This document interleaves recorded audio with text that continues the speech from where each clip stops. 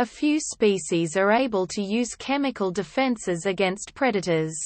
Some Procellariiformes can eject an unpleasant stomach oil against an aggressor. And some species of pitahousse from New Guinea have a powerful neurotoxin in their skin and feathers.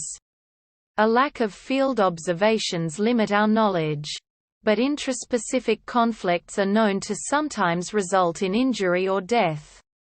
The screamers. Anhimidae. Some jacanas. Jacana. Hydrophasianus. The spur-winged goose. Plectropterus.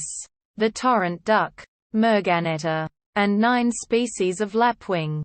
Vanellus. Use a sharp spur on the wing as a weapon. The steamer ducks. Tachyeres. Geese and swans. Anserinae. The solitaire. Petsophaps. Sheathbills. Kyanus. Some guans. Cracks. And stone curlews. Barinus.